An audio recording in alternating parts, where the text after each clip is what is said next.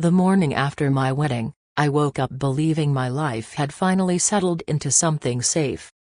My name is Emily Carter.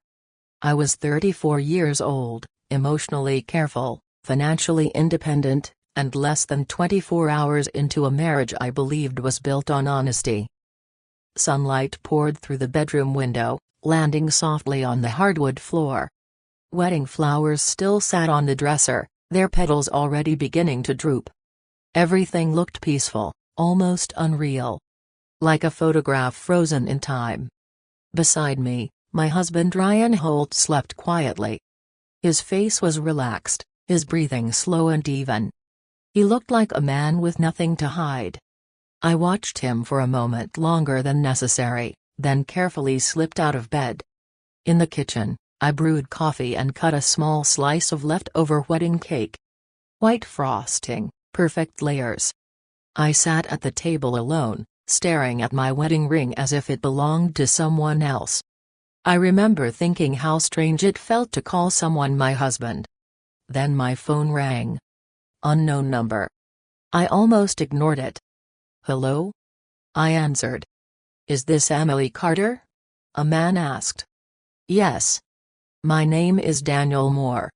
I'm the manager at Riverside Hall. We hosted your wedding last night." I smiled automatically. "Yes, thank you again. Everything was beautiful." There was a pause. A long one. "That's not why I'm calling," he said. My stomach tightened.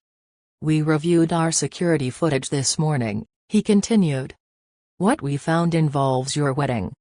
My heart skipped. "Involves how?" "I can't explain it over the phone," he said quietly. "You need to come here today." Then his voice lowered. "Please come alone. And don't tell your husband." Behind me, the shower turned on. Ryan was awake. And in that exact moment, something inside me cracked. Before that phone call, I believed I knew exactly who my husband was. Ryan had entered my life gently.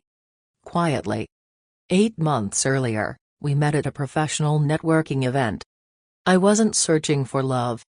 I had grown tired of emotional chaos and dramatic relationships.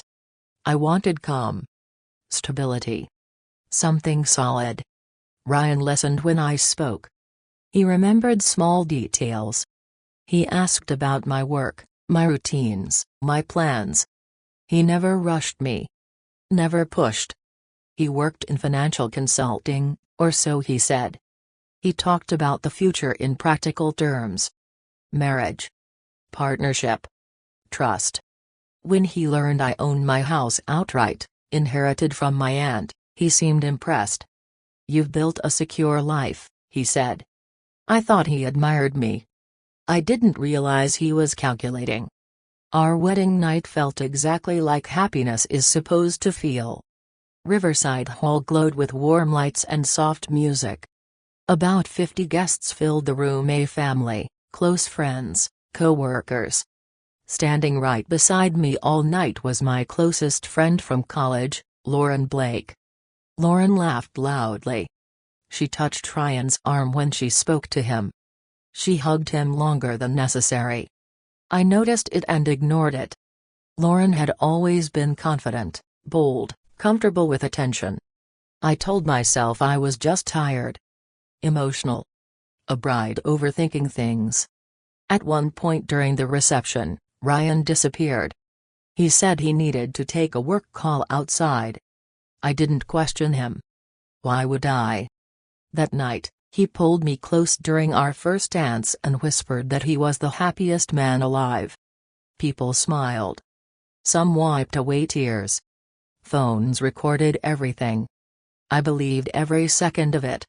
The house we returned to after the wedding wasn't something we bought together. It was mine. A quiet 2-story home in a peaceful neighborhood. Fully paid. Carefully renovated over the years. My aunt left it to me with one warning before she passed. "Never let anyone take this from you. This is your safety." Ryan used to rent a small apartment across town. Moving into my house after marriage felt logical. Practical. Marriage meant sharing. Trust. Belief. What I didn't understand then was that to the wrong person, security looks like opportunity.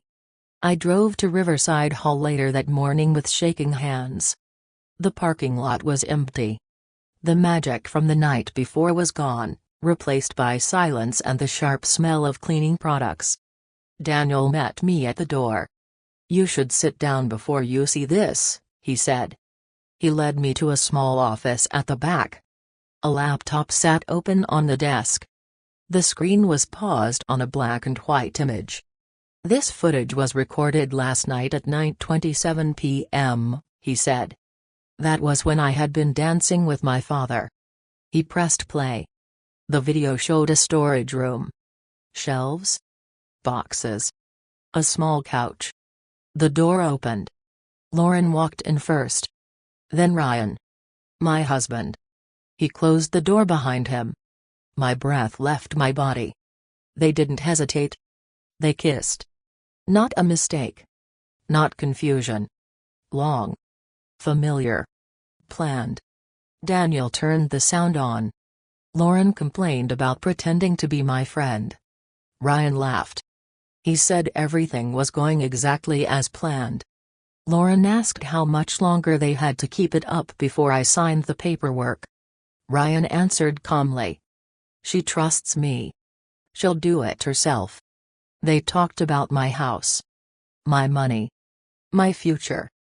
Like I wasn't a human being, just a step in their plan. When the video ended, the room went silent. I didn't cry. Something colder replaced the shock. They thought I was weak. They were wrong. I don't remember standing up from the chair. I don't remember thanking Daniel. I only remember walking out of Riverside Hall with the flash drive heavy in my pocket, like it carried more than a video, like it carried the truth about my entire marriage. I sat in my car for a long time before starting the engine. I didn't go home. I couldn't. That house no longer felt safe, not yet. Every wall, every room suddenly felt like something Ryan had already claimed in his mind. Instead, I drove straight to my parents' place. My mother opened the door and took one look at my face before pulling me into her arms. I didn't speak at first. I just handed my father the flash drive. We watched the video together in silence. My mother cried. My father didn't. His jaw tightened. His hands shook. "I'll go get him," he said. "Right now." I stopped him. "No," I said calmly, surprising even myself. "If I confront him now, he'll lie. He'll cry. He'll twist everything." That night, sitting at my childhood kitchen table, something inside me settled. The pain was still there, sharp, heavy, but it wasn't in control anymore. They thought I was naive. They thought I'd react emotionally. They were wrong. I didn't want a private apology. I wanted the truth exposed. Quietly. Completely. The next morning, I went home. Ryan was in the kitchen, scrolling on his phone, acting normal. He smiled when he saw me. "Morning, wife," he said lightly. I smiled back. That alone should have scared him. "I was thinking," I said casually, "the wedding went by so fast. I feel like I barely got to thank everyone properly." He nodded. "Yeah, it was a blur. What if we hosted a small get-together?" I continued. "Just close friends and family. A relaxed evening. No pressure." Ryan didn't hesitate.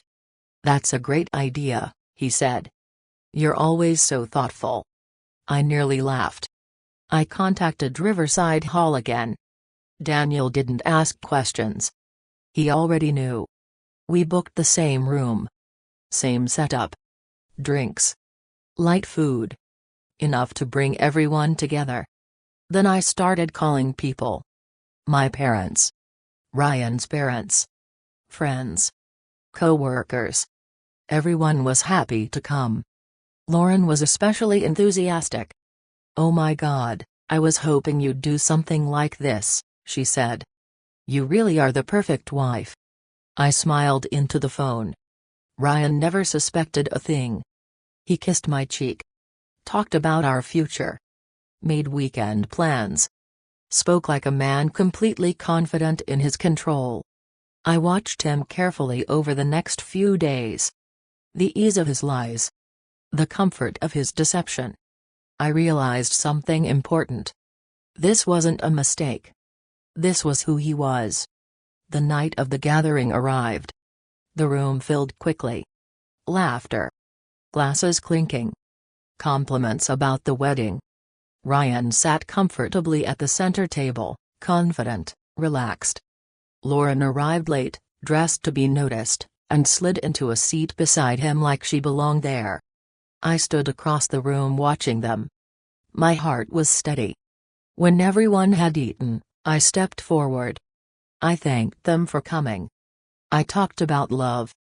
Trust. Honesty. Ryan smiled at me, proud. Then I said I wanted to share something special from the wedding night, a video the venue staff had discovered. The screen lit up. At first, people leaned in with curiosity. Then the storage room appeared. Lauren walked in. Ryan followed. The kiss happened. A sharp gasp moved through the room. Ryan stood up so fast his chair scraped loudly against the floor. "What is this?" he shouted. "Turn it off." No one moved. The sound came on. Lauren's voice. Ryan's voice. The plan. The house. The divorce. My trust. The room went silent in a way I had never experienced before. When the video ended, no one spoke. Ryan looked around desperately, his confidence gone. I stepped forward and removed the ring from my finger. "This marriage is over," I said calmly. "I'm filing for divorce." He reached for me. I stepped back. "There's nothing left to explain." Ryan's father told him to leave. Lauren stood frozen, no one looking at her. Ryan walked out alone. For the first time since that phone call, I felt relief. Real relief. Ryan was gone before midnight. When I returned to the house with my parents, it already felt different. His shoes were missing from the doorway. His jacket was gone. Half the closet was empty. It shocked me how quickly someone could erase himself from a life he had sworn to protect. That night, I didn't cry. I slept deeply, heavily, like my body finally understood the danger had passed. The next morning, the house was silent. Not the uncomfortable kind of silence. The kind that feels clean. My phone buzzed non-stop. Missed calls. Messages. Voicemails. I didn't open a single one. I took the flash drive out of my purse and locked it in my desk drawer. I didn't need to rewatch it. The truth was already burned into me. Ryan tried calling from another number that afternoon. I blocked it. Lauren sent a long message apologizing, explaining, blaming confusion, alcohol, emotions. I didn't reply. Some explanations arrived too late to matter. On Monday morning, I went to work. My students ran toward me like always, holding drawings, spelling tests, stories they couldn't wait to tell. Their honesty grounded me. Children don't pretend. They don't scheme. They show you exactly who they are. I realized something standing in that classroom. My life hadn't collapsed. One illusion had. Ryan didn't fight the divorce. Not once. He signed the papers quietly, quickly, like a man who knew resistance would only expose him further. The house stayed mine. Every wall. Every memory. Every ounce of safety my grandmother had intended. Lauren disappeared from my life entirely. Mutual friends stopped mentioning her name. People didn't ask many questions. They didn't need to. The truth had spoken loudly enough on its own. At night, the house felt empty at first. Then peaceful. I rearranged furniture. Painted a wall. Opened windows. Let sunlight back in. I learned to sit with myself again. I learned that calm is not weakness. Weeks passed. Then months. And something unexpected happened. I stopped replaying the video in my mind. I stopped wondering how long it had gone on. I stopped asking what I could have done differently. Because the answer was simple. I trusted. And trust is not a flaw. I also learned that being underestimated is dangerous, not for you, but for the people doing it. Ryan thought my kindness made me easy. Lauren thought my silence made me blind. What they never understood was that I was watching. Learning. Deciding. I didn't need revenge fueled by rage. I needed truth placed where it couldn't hide. Now my life is quieter. More intentional. More honest. My home is still mine. My name is still mine. My future belongs to me again. And if there's one thing I know now, it's this. Silence isn't weakness when it's chosen. Sometimes silence is strategy. Sometimes it's protection. And sometimes as a broken bar it's the loudest statement of all.